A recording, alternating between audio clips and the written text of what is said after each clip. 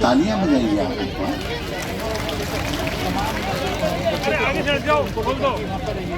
बोलिए भारत माता की।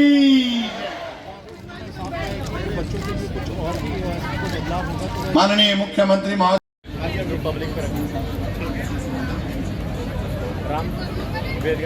हड़का विदेश मंत्री नागर जी, जगदीश नायर जी, बहन श्रीमती सीमा त्रिखा जी, नरेंद्र गुप्ता जी, राजेश नागर जी, हमारे जिले के अध्यक्ष चरण सिंह देवरिया जी, गोपाल शर्मा जी। हमेशा नहीं आते हैं। हमारे वीरांगनाओं, हमारे युग पुरुषों का जो हम स्वागत और अभिनंदन उनका इनको याद करते हैं। ये भारत माता की। पहले में जितने भी हमारे युवा साथी गैलरी में, चाहे स्टैच्यू ऑफ यूनिटी हो, दुनिया की सबसे बड़ी प्रतिमा,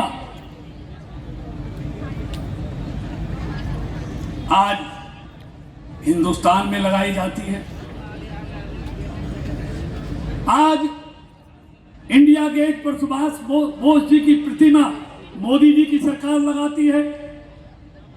आज जनपथ को कर्तव्य पथ बनाने का काम मोदी जी की सरकार करती है। आज शहीद स्मारक बनाने का काम पहली बार इंडिया गेट पर किसने किया? हर शहीद का नाम वहां आपको शिलापट पर मिलेगा, जिन्होंने इस देश के लिए अपने प्राणों की आहुति दी है, वो मोदी जी ने बनाने का काम किया। देश के शहीदों के नाम पर बड़े बड़े प्रतिष्ठान, एयरपोर्ट बनाए जा रहे हैं।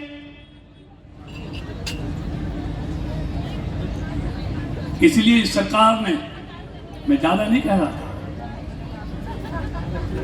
ऐसी वीरंगना झलकारी बाई, जिसके बारे में आदरणीय मुख्यमंत्री जी पूरा विस्तार से कहेंगे, क्योंकि मैं बताऊंगा तो समय खराब होगा। लेकिन मोदी जी और मनोहर जी की सरकार आने के बाद आपको मालूम है, इस देश में पिछले 5 सालों में 13.5 करोड़ लोग गरीबी की रेखा से ऊपर आए हैं। छोटा काम नहीं है। मतलब मोदी और मनोहर जी की सरकार ये जानती है, जब तक इस देश के गरीब को, दलित को, पिछड़े को, शोषित को, पीड़ित को जब तक हम मजबूत नहीं करेंगे, अंतिम पंक्ति से अगली पंक्ति में नहीं लाएंगे, कभी भी हमारा प्रदेश, हमारा देश विकसित भारत और विकसित प्रदेश नहीं बन सकता। इसलिए आप देखेंगे मोदी और मनोहर जी की सरकार की हर योजना में आपको गरीब दिखाई देगा, दलित दिखाई देगा। कोई भी योजना ले लो, चाहे आयुष्मान योजना, गरीब का 5 लाख तक का इलाज करने की बात हो, गरीब के लिए प्रधानमंत्री आवास बनाने का 3 करोड़ घर बना के दिए इन 9 सालों में। हर गरीब को, हर व्यक्ति को पिछले 2-2.5 साल से, 2.5-3 साल से 5 किलो अनाज देने की बात हो, हर घर में शुद्ध पीने का जल जीवन मिशन के, जिसकी चर्चा में बहुत ज्यादा की नहीं है, आज मैं पहली बार मंच से चर्चा कर रहा हूं उसकी। कभी कोई सदस्य परिवार का, गरीब परिवार का चला जाता है, विशेष तौर पर जो कमाने वाला सदस्य वो चला जाता है, तो परिवार कठिनाई में आ जाता है। उसकी मृत्यु किसी भी प्रकार से हुई हो, चाहे वो एक्सीडेंट में हुई है, चाहे बीमारी से हुई है, चाहे प्राकृतिक तौर पर कोई बात हो गई हो, लेकिन परिवार का सदस्य चला जाता है, परिवार हिल जाता है। और बहुत परिवार बार बार मांग करते हैं, ये परिवार का सदस्य चला गया, हमारी कुछ सहायता करिए। हर बार हर व्यक्ति को और डिमांड रखनी पड़ती है।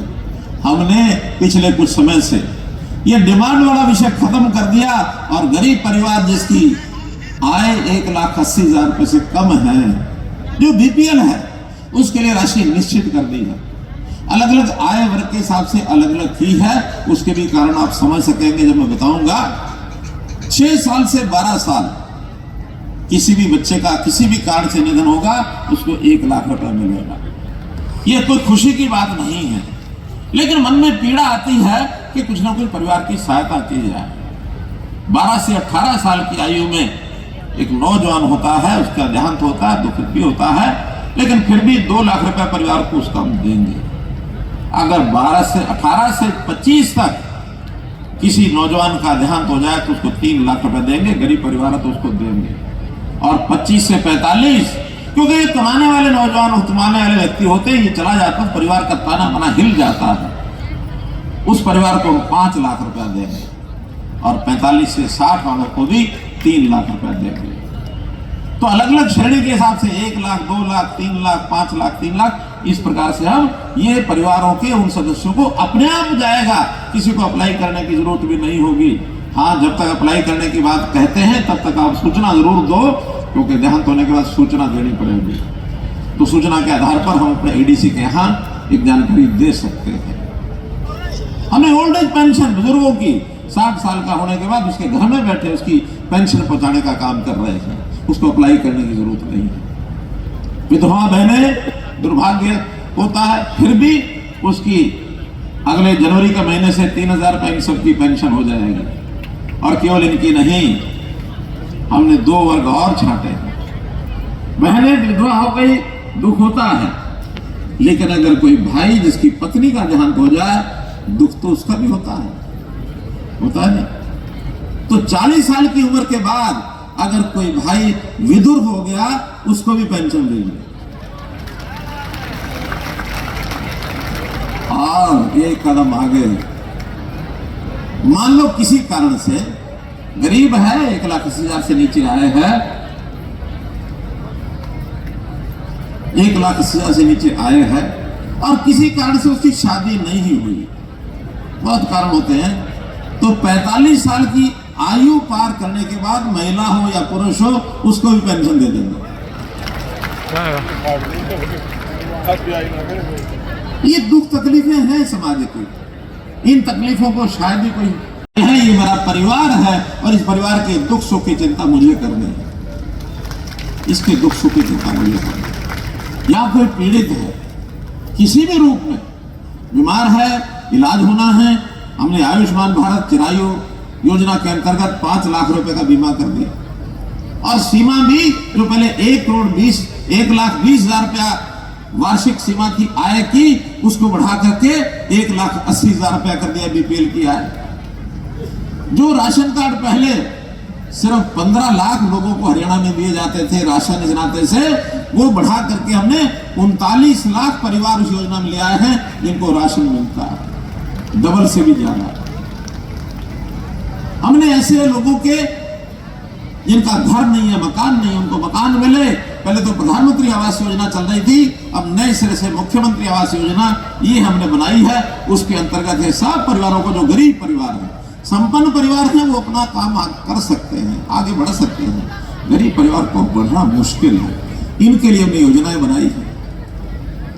हमने कई तरह की बीमारियां समाज में से खत्म कर दी है।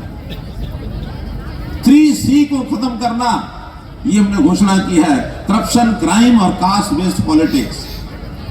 हम महापुरुषों की तो सम्मान करेंगे, लेकिन कास्ट की राजनीति नहीं करेंगे। अगर कास्ट हमने बढ़ानी है, गिननी भी है, तो हमारे लिए 2 कास्ट है। मोदी जी ने कहा, एक अमीर जाति, एक गरीब जाति, और पहले हम गरीब जाति को अपनाएंगे। गरीब जाति का उत्थान, इसका भला करना, अंत्योदय की योजना पंडित दीनदयाल उपाध्याय के कहने पर उनको आगे बढ़ाएंगे। चाहे बच्चों की शिक्षा हो, चाहे वो स्वास्थ्य हो, चाहे वो सुरक्षा हो, चाहे स्वावलंबन हो, चाहे वो स्वाभिमान हो, चाहे वो सुशासन हो, चाहे वो सेवा हो। तो यहाँ पलवल में वार्ड नंबर 4 में हमारे साथियों ने एक जगह देखी है, तो मोहन नगर वार्ड नंबर 4 के अंदर एक बहुत भव्य सुंदर कोली समाज के नाम से बनाया जाएगा और उसी में वीरांगना झलकारी बाई जी का एक बहुत बड़ा स्टैच्यू ये भी लगाया जाएगा। इसके ऊपर 3 करोड़ रुपए की ये लागत आएगी। इस नाते से ये आपको जानकारी देना बहुत जरूरी है। मैं चाहता हूं कि झलकारी बाई जी का चित्र घर घर पहुंचे और उनकी इस प्रतिमा के सामने साल में कम से कम एक बार जब उनकी जयंती आती है, उस समय हम कार्यक्रम भी करें, समारोह भी करें और ऐसी वीरांगनाओं को याद करते हुए नई पीढ़ी को हम प्रेरणा दें। इस प्रेरणा से अपने समाज को, अपने देश को, अपने प्रदेश को, सबको लाभ होने वाला है। आपने मेरी बात सुनी।